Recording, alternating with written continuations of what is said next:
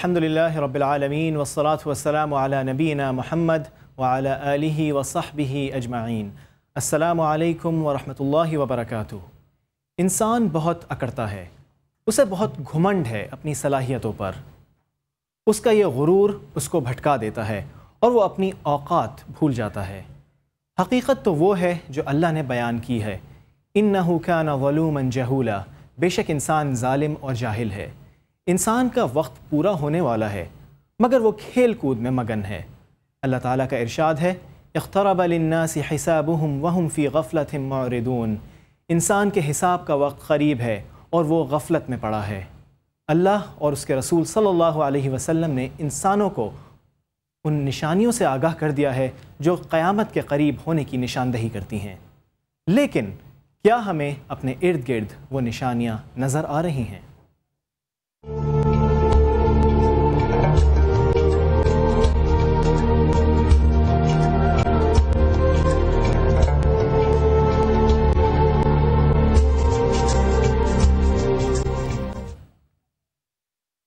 موضوع ہے آج قیامت کی نشانیاں، اس پر بات کا آغاز کرتے ہیں۔ ہمارے ساتھ اسٹوڈیو میں موجود ہیں مفتی محمد زبیر صاحب۔ السلام علیکم۔ وعلیکم السلام ورحمۃ اللہ۔ مفتی صاحب، رسول اللہ صلی اللہ علیہ وسلم نے ہمیں بہت سے فتن سے آگاہ کیا جو قیامت سے پہلے آئیں گے۔ بہت سے فتن ہمارے دور میں شاید موجود ہیں لیکن ہم ان سے غافل ہیں۔ سب سے پہلے ان پر روشنی ڈالیے جو بڑے بڑے فتن ہیں۔ بسم اللہ الرحمن الرحیم، نحمدہ و نصلی علی رسول الکریم، اما بعد۔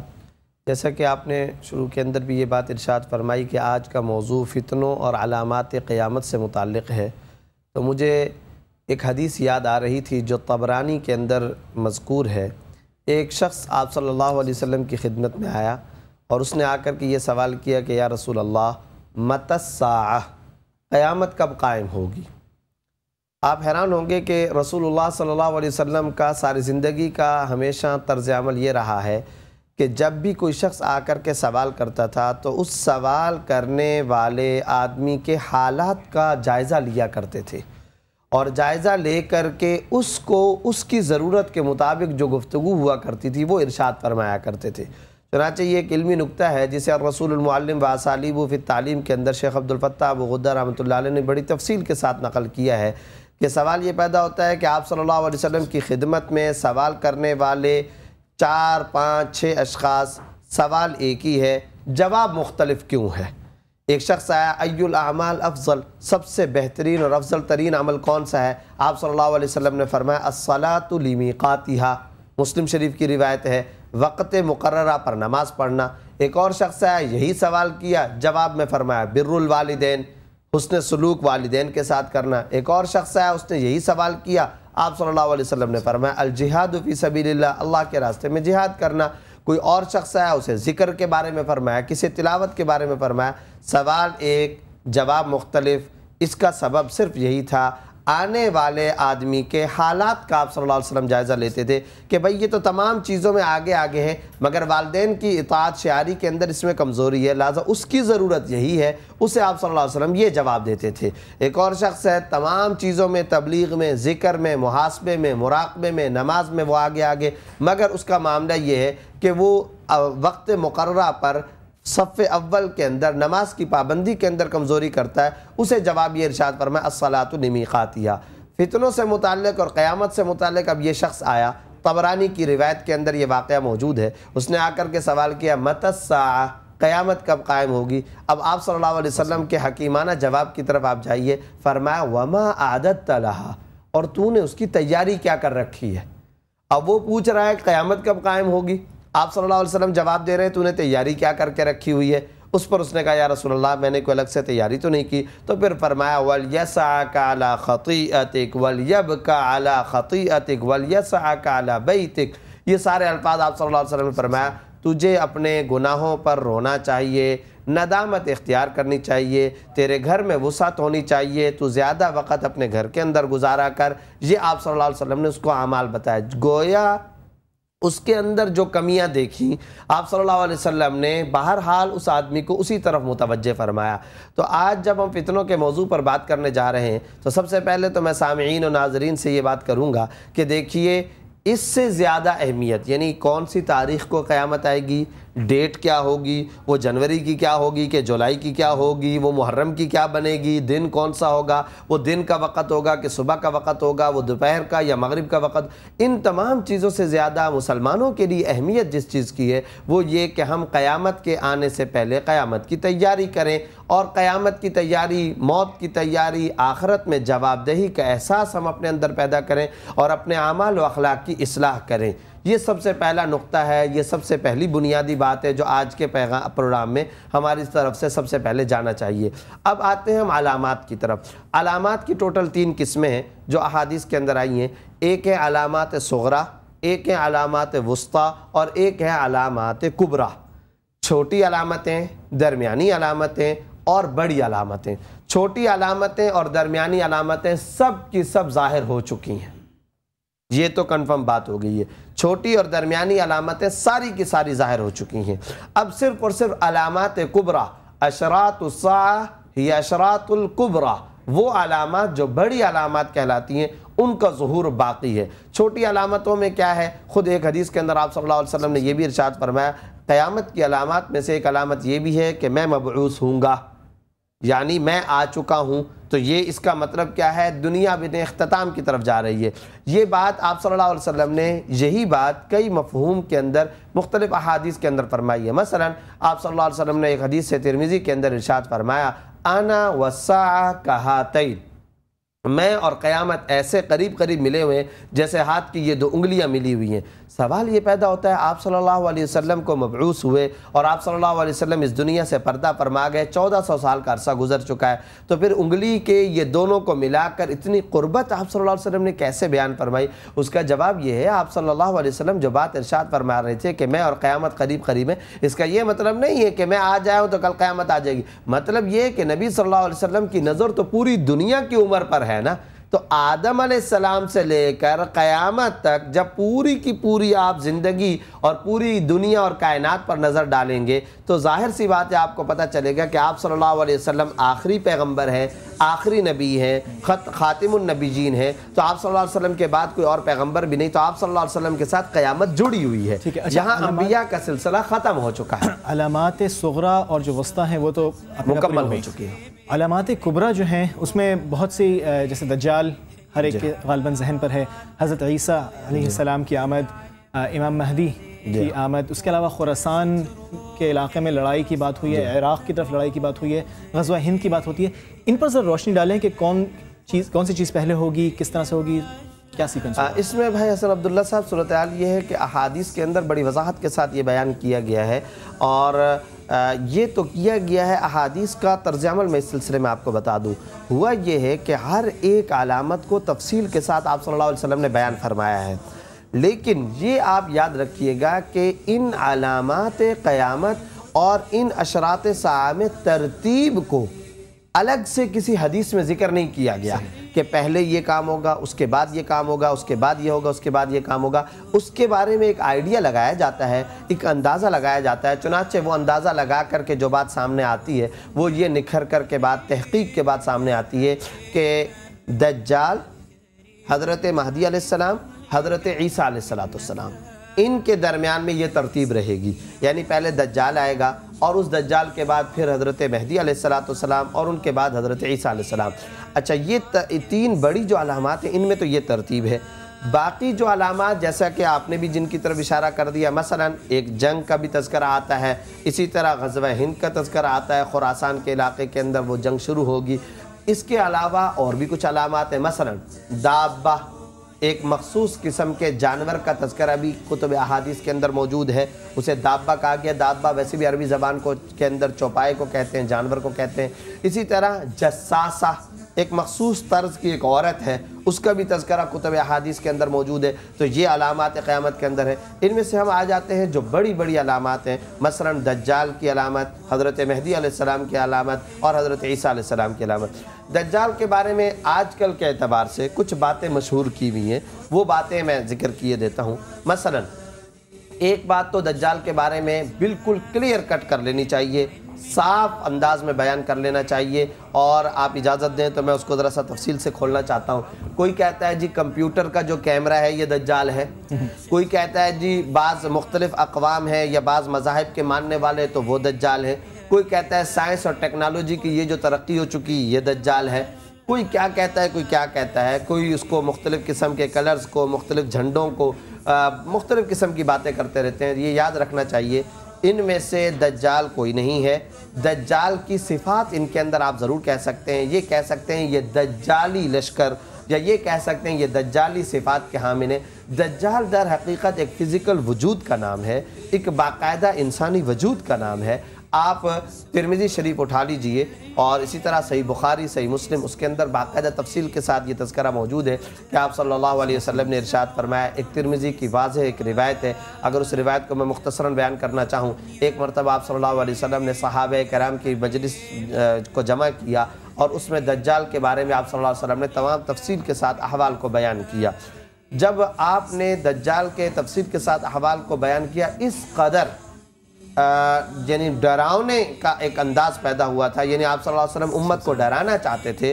ڈرانے کا مطلب یہ ہے کہ اس سے بچنے کے لیے جو تدبیریں ہم بیان کر رہے ہیں، امت ان تدبیروں کی طرف لگے۔ تو آپ صلی اللہ علیہ وسلم نے جب بیان کیا تو اس کے بعد دوپہر کو جب آپ صلی اللہ علیہ وسلم تشریف لائے، صحابہ کرام نے فرمایا، دیکھا صحابہ کرام کے جسموں اور وجودوں پر مخصوص قسم کا انداز ہے، یعنی وہ سہمے ہوئے ہیں، ڈرے ہوئے ہیں۔ جب یہ سہمے اور ڈرے ہونے کا انداز ہے، آپ صلی اللہ علیہ وسلم نے پوچھا کہ کیا وجہ ہے، یہ سب خاموشی کیوں ہے؟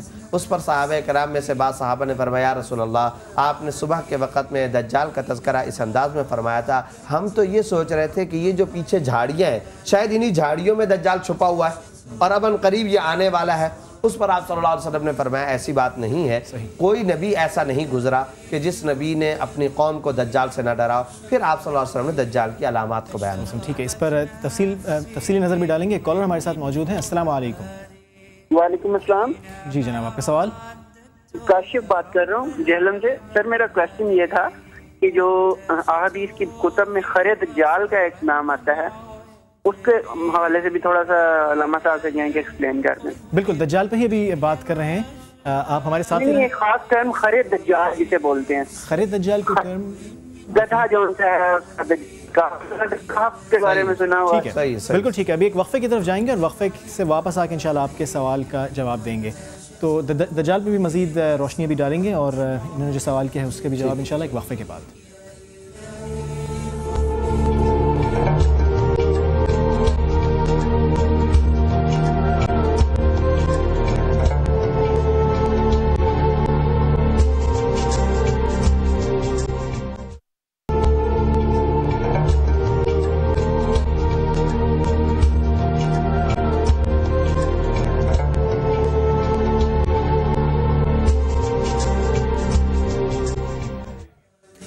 وقفے کے بعد آپ کو پروگرام میں خوش آمدید کہیں گے۔ ہم بات کر رہے ہیں قیامت کی ان کبریٰ علامات کی، وہ جو بڑی نشانیاں ہیں جو رسول اللہ صلی اللہ علیہ وسلم نے ہمیں بتا دی ہیں۔ مفتی محمد زبیر صاحب ہمارے ساتھ اسٹوڈیو میں موجود ہیں۔ مفتی صاحب، وقفے سے پہلے ایک کالر نے سوال کیا تھا غالباً دجال کے اس گدھے کے حوالے سے جو ذکر مضبوط۔ جی، وہ میں دجال کے حوالے سے بات کر رہا تھا کہ عام طور پر ہمارے ہاں یہ جو معاشرے میں مشہور ہے کہ شاید فلاں چیز دجال ہے، فلاں چیز دجال ہے، یہ بات غلط ہے۔ دجال کا باقاعدہ فزیکل وجود آپ صلی اللہ علیہ وسلم نے بیان فرمایا ہے، اور کتب احادیث کے اندر بڑی وضاحت کے ساتھ آیا کہ اس کے ہاتھ کیسے ہوں گے، اس کا منہ کیسا ہوگا، ماتھا کیسا ہوگا، اس کی آنکھیں کیسی ہوں گی، اس کے بال کیسے ہوں گے، یہ پوری وضاحت کے ساتھ۔ جو کالر نے سوال کیا تھا وہ ہے خر دجال، یعنی دجال کے گدھے کے بارے میں۔ تو بعض روایات کے اندر دجال کے گدھے کا بھی تذکرہ موجود ہے، اگرچہ ان روایتوں میں سے کچھ روایتوں کے اوپر حضرات محدثین نے کلام بھی کیا ہے، لیکن کچھ احادیث کے اندر یہ تذکرہ بھی موجود ہے کہ وہ دجال ایک مخصوص قسم کا گدھا بھی اپنے ساتھ رکھے گا، اسے بھی کچھ خرق عادات چیزیں حاصل ہوں گی اور اس کی مخصوص قسم کی نشانیاں اور علامتیں ہوں گی، لیکن وہ سند حدیث کے اعتبار سے گدھے کے حوالے سے کوئی بہت زیادہ مضبوط روایتیں نہیں ہیں۔ اس کے بجائے ہمیں دجال کے اوپر آنا چاہیے، جیسا کہ آپ نے شروع کے اندر بھی یہ بات ذکر کی تھی کہ میں وہ حدیث ذکر کر رہا تھا ترمذی کی، جس میں آپ صلی اللہ علیہ وسلم اس طرح طرح سے تشریف لائے، صحابہ نے فرمایا ہم تو یہ سوچ رہے تھے شاید ان جھاڑیوں میں دجال چھپا ہوا ہے، تو آپ صلی اللہ علیہ وسلم نے پھر پوری وضاحت کے ساتھ یہ بات ارشاد فرمائی کہ وہ دجال ہوگا اور وہ دجال نکلے گا، کچھ اس کو خرق عادات اللہ تعالیٰ کی طرف سے تصرفات اور طاقتیں اور قوتیں حاصل ہوں گی۔ مثلاً کیا طاقتیں اور قوتیں حاصل ہوں گی؟ جس وقت وہ چل رہا ہوگا تو وہ لوگوں کو اس بات پر دھوکہ دے گا کہ میں تمہارا رب ہوں، انا ربکم، میں تمہارا رب ہوں۔ تو جو کمزور ایمان والے ہوں گے ان کے بارے میں اس بات کا خطرہ ہے کہ وہ اس کی طرف متوجہ ہو جائیں گے۔ یہ چلتے ہوئے یہ کام کرے گا، لوگوں کو کہے گا کہ دیکھو بھائی اس وقت یہ ساری کی ساری یہاں پر زمین کے اندر بنجر زمین پڑی ہوئی ہے، تو اگر تم مجھ کو رب مانتے ہو یا نہیں مانتے؟ وہ کہیں ہم نہیں مانتے، دلیل چاہیے، تو پھر وہ دلیل کے طور پر اسی وقت سب کو لہلہاتی ہوئی کھیتی کے اندر وہ تبدیل کر لے گا۔ تو اس طرح کا سارا تذکرہ احادیث کے اندر موجود ہے۔ ٹھیک ہے، کالر ہمارے ساتھ موجود ہیں، ان سے بھی بات کر لیتے ہیں۔ السلام علیکم۔ جی وعلیکم السلام ورحمۃ اللہ، میں عدیل بات کر رہا ہوں کراچی سے۔ جی فرمائیے۔ جی میرا مفتی صاحب سے یہ سوال ہے کہ حدیث شریف میں جو ایسا آتا ہے کہ خراسان سے ایک لشکر نکلے گا جو کالے جھنڈوں والا ہوگا، تو یہ جو افغانستان میں جو طالبان ہیں کیا یہ ان کی طرف اشارہ ہے؟ ٹھیک ہے، جزاک اللہ خیر۔ وقفے کا بھی ایک وقفہ ایک بہت اچھا انہوں نے سوال کیا ہے کہ خراسان کا جو حدیث میں ذکر آتا ہے اور کالے جھنڈے والوں کا ذکر آتا ہے تو کیا وہ طالبان کی طرف اشارہ ہے؟ ایک وقفہ اور وقفے کے بعد انشاءاللہ اس کا جواب۔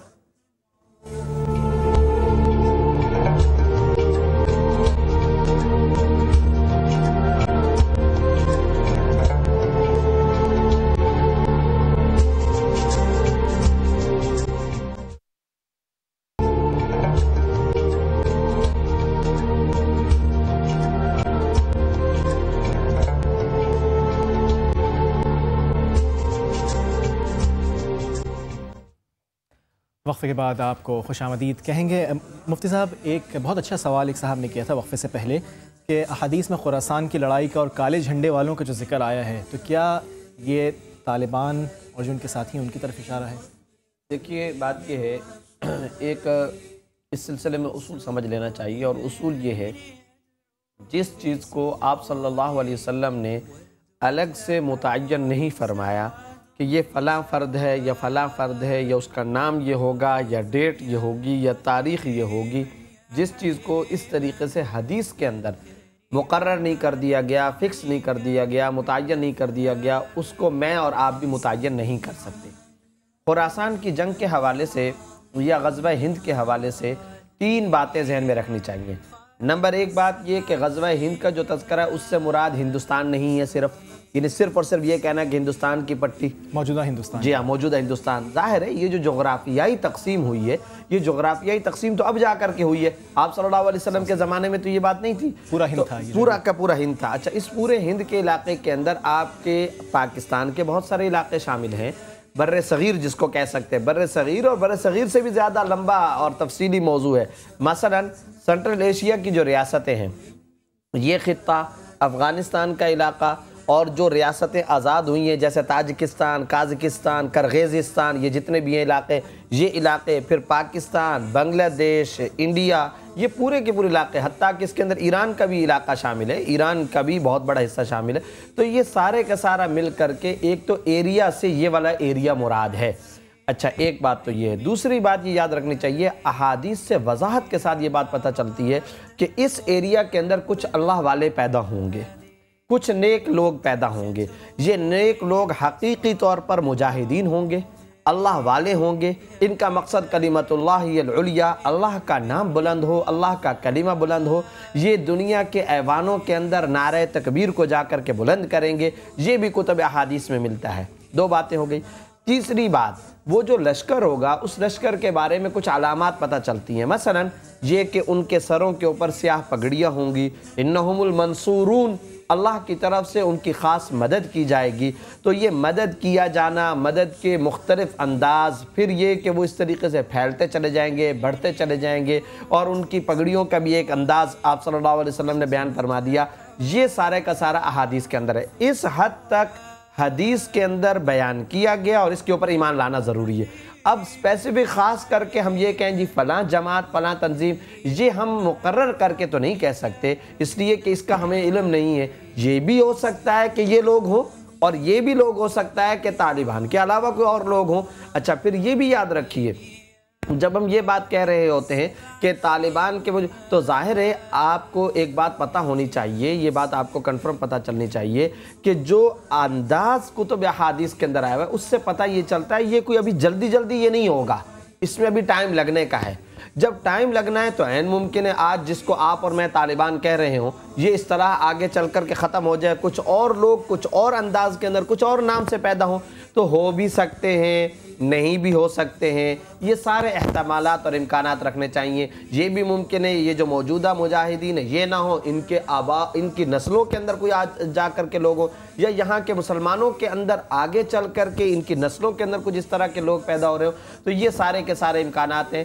جہاں تک کتب احادیث کے اندر تذکرہ ہے وہ میں نے آپ کو بتا دیا، یہ پورے کا پورا ایریا مراد ہے، اس میں کچھ اللہ والے لوگوں کا تذکرہ مراد ہے، وہ اللہ کے لیے جنگ کریں گے، ان کا کچھ طرز اور انداز کتب احادیث کے اندر بیان کر دیا گیا۔ اس حد تک ایمان لانا چاہیے۔ آگے کون سی جماعت ہے کون سی جماعت نہیں اس کو فکس کرنے کا اختیار کسی مفتی یا مولوی صاحب کے پاس نہیں ہے۔ ٹھیک ہے، تو وہ کرائٹیریا ہے، کچھ کنڈیشنز ہیں جو دیکھنے میں آتی ہیں، مثال پر وہ لڑیں گے کسی ذاتی مفاد کے لیے یا کسی نیشنل انٹرسٹ والے کے نہیں، بلکہ کلمۃ اللہ ہی العلیٰ، اس وجہ سے وہ لڑیں گے کہ اللہ کا کلام بلند ہو۔ ٹھیک ہے، یہ بات واضح ہے۔ دجال کی ہم نے بات کی تھی۔ اچھا، دجال کے آنے سے پہلے کوئی نظام کیا قائم کیا جائے گا یا پھر وہ آ کے اپنا نظام قائم کرے گا، کیا ہوگا؟ دیکھیں دونوں باتیں ہیں۔ ایک تو بات یہ کہ دجال سے پہلے یہ جو حالات ہوں گے یہ حالات ایسے ہوں گے مسلمان قسم پرسی کے اندر ہوں گے، مسلمان انتہائی زوال کا شکار ہوں گے، مسلمانوں کو چاروں طرف سے پریشانیاں سامنے ہوں گی۔ میں نے آپ کو پہلے بتایا صغرا علامتیں ظاہر ہو چکی اور وسطی علامتیں ظاہر ہو چکی، کبرا علامتوں کا ظہور باقی ہے۔ اب ان کبرا علامتوں کے اندر دجال ہے، حضرت مہدی ہیں اور حضرت عیسیٰ علیہ السلام۔ تو یہ جو دجال کا جو اس وقت جو ہم کہہ سکتے ہیں جو کفر کا نظام چل رہا ہے، یہ کفر کا نظام بھی تائید میں جاتا ہے دجال کے، کیونکہ اس کے جو مقاصد ہیں۔ اب مثال کے طور پر اس وقت بھائی حسن عبداللہ صاحب جو سب سے بڑا معرکہ چل رہا ہے وہ کسی دو ملکوں کے درمیان جنگ کی بات نہیں ہے، وہ یہ بات نہیں ہے کہ فلاں ملک امریکہ ہے یا فلاں ملک فلاں افغانستان ہے، ان کے درمیان میں جنگ چل رہی ہے، یہ قصہ نہیں ہے۔ اس وقت نظاموں کی جنگ چل رہی ہے۔ اگر سادہ لفظوں میں کہا جائے معرکہ ایمان و مادیت چل رہا ہے، مادہ پرستی کا معرکہ اور ایمان کا معرکہ۔ اب آپ اندازہ لگائیے جب دجال آئے گا وہ بھی یہی کام کرے گا۔ وہ کیا کام کرے گا؟ وہ آئے گا کہے گا میرے پہ ایمان لاؤ، لوگ کہیں گے نہیں ہم ایمان نہیں لاتے، اچھا دیکھو یہ سارے کے سارے یہاں پر لہلہاتے ہوئے کھیت موجود ہیں، منٹ سیکنڈ کے اندر وہ ان سب کو ختم کر دے گا۔ اب وہ لوگ حیران ہو کے کھڑے ہو جائیں گے۔ پھر وہ یہ کہے گا کہ اچھا یہ ساری زمین بنجر ہے نا، اسی وقت بیج ڈالے گا، اسی وقت وہ بڑے ہوں گے، اسی وقت وہ پودے بنیں گے، اسی وقت وہ تن آور درخت بنیں گے، پھر پھل ہوگا، اسی وقت آسمان کو حکم دے گا، بارش برسے گی۔ یہ اللہ تعالیٰ کی طرف سے یہ اس کو قدرت اور خرق عادات چیزیں دی جائیں گی تاکہ مسلمانوں کی آزمائش ہو۔ اسی لیے تو آپ صلی اللہ علیہ وسلم نے فرمایا ما من نبی الا وانذر قومه من الدجال، کوئی نبی ایسا نہیں گزرا مگر ہر نبی نے اپنی قوم کو دجال سے ڈرایا ہے۔ دجال سے ڈرانے کا مطلب یہ ایمان اتنا مضبوط ہونا چاہیے، آپ کا عقیدہ توحید اتنا پختہ، اتنا پکا، اتنا مضبوط ہونا چاہیے کہ اللہ ہی سے سب کچھ ہوتا ہے، اللہ سب کچھ کرنا۔ اگر کوئی چاہتا ہو، کوئی انسان، کوئی ذات وہ آئے کتنے ہی آپ کو خرق عادات چیزیں دکھا دے، کتنے ہی عجیب و غریب قسم کے تصرفات دکھا دے، لیکن جو مرد مومن ہوتا ہے وہ مؤثر ہوتا ہے۔ وہ حقیقی مرد مومن تبھی ہوتا ہے کہ وہ ان چیزوں سے کبھی متاثر ہونے والا نہ ہو۔ وہ مؤثر ہوتا ہے، متاثر نہیں ہوتا۔ وہ شکاری ہوتا ہے، شکار نہیں ہوتا۔ وہ داعی ہوتا ہے، مدعو نہیں ہوتا۔ وہ مخدوم ہوتا ہے، خادم اور نوکر نہیں ہوتا ہے۔ یہ مومن کی صفات ہے۔ اللہ تعالی ہمارے اندر اصل میں وہ صفات اور نبی صلی اللہ علیہ وسلم بھی وہ ایمان کی پاور اور قوت پیدا کرنا چاہتے تھے، اس لیے آپ صلی اللہ علیہ وسلم نے ان کو بیان فرمایا۔ ایک بات میں یہاں اور بھی ذکر کر دوں، دجال کو قتل کون کرے گا؟ یعنی یہ اس طریقے سے گھومتا پھرے گا کہ کہیں پر وہ تمام بارشوں سے وہ لہلاتے ہوئے کھیت پیدا کر دے گا، اور کہیں پر وہ کیا کام کرے گا؟ ایک حدیث کے اندر یہ بھی آتا ہے ایک انسان کو بلائے گا، اس کے دو ٹکڑے کرے گا، ایک ٹکڑا ادھر پھینک دے گا، ایک ٹکڑا ادھر کو پھینک دے گا، پھر دونوں حصوں کو حکم دے گا، وہ دونوں لاش کے ٹکڑے اور جثے وہ گھومتے ہوئے بھاگتے ہوئے آئیں گے اور پھر وہ ان کو دوبارہ انسان بنا کر کے۔ تو یہ ظاہر ہے ایسے عادات یہ تمام شہروں میں جاتا پھرے گا اور اپنا نظام قائم کرتا پھرے گا، الا مدینہ، سوائے مدینہ کے اندر یہ دجال داخل نہیں ہو سکے گا۔ اچھا، یہاں پہ ایک وقت بہت کم رہی ہے، ایک بات یہ بھی آتی ہے کہ ایک لشکر جو یہاں سے تیار ہوگا خراسان سے، وہ جائے گا اور پھر یہی لشکر جا کے فلسطین کو بھی فتح کرے گا۔ دیکھیے اس میں حضرت مہدی علیہ السلام ان مسلمانوں کے ایک لشکر کے اندر موجود ہوں گے، اور مسلمانوں کے اس لشکر کے اندر موجود ہونے کی حالت میں فلسطین کو فتح کرنے اور وہاں کے اس وقت جو دجالی عوام اور دجال کی جو طاقتیں اور نظام اس کو توڑنے کی کوشش۔ اس دوران میں حضرت عیسیٰ علیہ السلام آئیں گے، اور جب حضرت عیسیٰ علیہ السلام آئیں گے تو یہ جو مہدی علیہ السلام کا جو لشکر ہوگا، یہ لشکر بعد میں حضرت عیسیٰ علیہ السلام کی زیر کمان آئے گا، پھر حضرت عیسیٰ علیہ السلام اس کو فتح کریں گے۔ یہ ترتیب ہے۔ اچھا، حضرت عیسیٰ علیہ السلام آئیں گے کہاں پر؟ جب دجال کے بعد عیسیٰ علیہ السلام کی بات بھی بتا دوں، اور ایک دلچسپ بات اس کے اندر ذکر کر دیتا ہوں آپ کو۔ شرقی مینارہ دمشق پر حضرت عیسیٰ علیہ السلام نازل ہوں گے، اور حضرت عیسیٰ علیہ السلام ڈیمسکس کے ایک علاقے کے اندر جب نازل ہوں گے تو وہ جو مینارہ ہے، اس مینارے کے بارے میں حدیث بخاری کے اندر آتا ہے، وہ مینارہ سفید رنگ کا ہوگا، المنارۃ البیضاء، سفید رنگ کا مینارہ۔ بھائی حسن عبداللہ صاحب، آپ حیران ہوں گے، میں آج سے کوئی 7-8 سال پہلے شام گیا۔ جب میں وہاں دمشق کے اندر گیا تو میں نے جا کر اس مینار کو بھی دیکھا جہاں حضرت عیسیٰ علیہ السلام آئیں گے، جو صحیح بخاری کی حدیث کے مطابق تفصیل ذکر کی گئی ہے۔ میں نے کہا کہ جا کر کے وہ علاقہ بھی دیکھوں، تو وہ عیسائیوں کا علاقہ ہے۔ آپ ایک دلچسپ بات سن کر حیران ہوں گے کہ اس حدیث بخاری کے اندر آتا ہے کہ جس وقت حضرت عیسیٰ علیہ السلام نازل ہوں گے تو سب سے پہلے صلیب کو توڑیں گے۔ تو اسی مینار کے بالکل ساتھ ایک گرجا موجود ہے، اور اس گرجے کے اوپر صلیب کی نشانی بھی ہے۔ ایسے محسوس ہوتا ہے کہ حضرت عیسیٰ علیہ السلام تشریف لائیں گے اور کام بالکل تیار اور آسان، ساتھ ہی وہ گرجا موجود، اس کے اوپر صلیب بھی موجود ہے، تو عیسیٰ علیہ السلام یہ کام بھی آ کر کے کر لیں گے۔ اچھا، وہاں ایک بہت بڑے عالم ملے، شیخ عدنان درویش، انہوں نے مجھے ایک عجیب بات بتائی۔ انہوں نے کہا کہ اصل بات یہ جو مینار ہے، یہ ہے بھی دمشق میں، ہے بھی مشرقی مینارہ، اور اس کے ساتھ یہ گرجا بھی موجود ہے، اور وہاں پر صلیب، ساری علامتیں تو موجود تھی، لیکن ایک مشکل بات پیش آ رہی تھی، اور وہ مشکل بات یہ تھی کہ یہ جو مینار تھا، اس کا کلر جو تھا وہ پیلا تھا، یلو کلر تھا، جبکہ بخاری کی روایت میں آپ صلی اللہ علیہ وسلم نے فرمایا المنارۃ البیضاء، کہ وہ مینار سفید رنگ کا ہوگا۔ اب ہم کو صرف یہاں پر ایک ٹینشن پیش آ رہی تھی کہ یہ کیسے علامت بنے گی، تو آپ حیران ہوں گے، وہاں 7-8 سال پہلے مسلمانوں میں اور عیسائیوں میں کچھ فسادات ہوئے، اور حکومت نے ان فسادات کو ختم کیا، تو ان فسادات میں عیسائیوں نے وہ مینار توڑ دیا، وہ ڈیمولیشن ہو گیا۔ اس کے بعد مسلمانوں نے مطالبہ کیا کہ بھئی یہ مینار دوبارہ تعمیر کرو۔ اب جب انہوں نے وہ مینار تعمیر کیا تو آپ حیران ہوں گے، اس مینار کا کلر خود عیسائیوں نے سفید کر دیا۔ تو وہ پہلے یلو تھا، اب خود عیسائیوں نے اس مینار کا کلر بھی سفید کر دیا۔ اس طریقے سے وہ پوری کی پوری علامات وہاں پر ظاہر ہو گئی، جہاں بخاری کی روایت کے مطابق عیسیٰ علیہ السلام نازل ہوں گے، اور نازل ہونے کے بعد حضرت مہدی کے ساتھ جو لشکر ہوگا اس کی مدد اور اس کی کمان فرمائے۔ اچھا، وقت بہت کم رہ گیا، مختصر یہ بتائیے کہ بعض مسلمانوں کا خیال ہے کہ ٹھیک ہے جب حضرت امام مہدی آئیں گے تو پھر وہ اس کا انتظار ان کے آنے کا انتظار کرتے ہیں حضرت عیسیٰ کا، کیا ان کے آنے کا یہ مطلب ہے کہ ہم ہاتھ پہ ہاتھ رکھ کے بیٹھ جائیں اور ان کا انتظار کریں، یا پھر جو حق اور باطل کا معرکہ ہے وہ چلتا ہی رہے گا اور ہمیں اپنا کردار ادا کرنا ہے؟ یہ بڑا کام کا سوال آپ نے کیا۔ ہمارے مسلمانوں کے اندر یہ جو بات ہے کہ جی وہ تو آنا ہی ہے اور پھر اس کے بعد فتح ہونا ہی، یہ طرز عمل انتہائی غلط ہے۔ وہ تکوینی امور ہے، وہ تقدیر کے امور ہے۔ خدا نے قیامت والے دن مجھ سے اور آپ سے سوال کرنا ہے کہ تمہارا وجود کتنا خرچ ہوا، تمہارا جسم کتنا خرچ ہوا، تمہاری انرجی اور تمہاری ایکٹیویٹیز کتنے خرچ ہوئی ہیں۔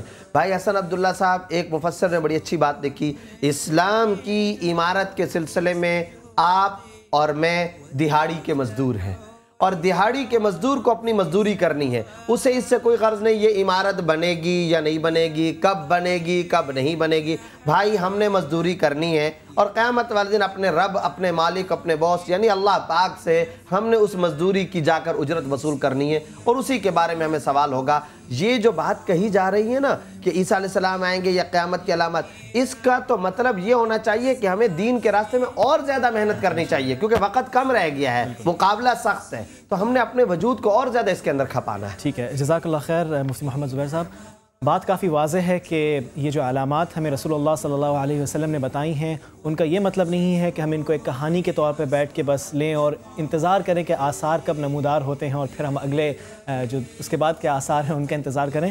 جیسا کہ مفتی صاحب نے بہت خوبصورتی سے کہا کہ ہمیں اپنا حصہ ڈالنا ہے اور اپنے طور پر اس حق اور باطل کی جو جنگ ہے اس میں جس طرح سے بھی شریک ہو سکتے ہیں شریک ہونا ہے، اور خلوص نیت کے ساتھ اللہ اس کو قبول فرمائے۔ جاتے جاتے یہ بات بھی ہم طاق راتوں پر بات تو کر چکے ہیں، لیکن آج 27ویں شب ہے، تو انشاءاللہ ہم سب کی کوشش ہونی چاہیے کہ ہم اس سے بھرپور فائدہ اٹھائیں۔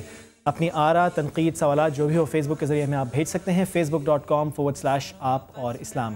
انشاءاللہ کل ملاقات ہوگی۔ اللہم ارنا الحق حقا وارزقنا اتباعہ وارنا الباطل باطلا وارزقنا اجتنابہ۔ اے اللہ ہمیں حق کو حق کے طور پر دیکھنے اور اس پر عمل کرنے کی توفیق عطا فرما، اور باطل کو باطل کے طور پر دیکھنے اور اس سے بچنے کی توفیق عطا فرما۔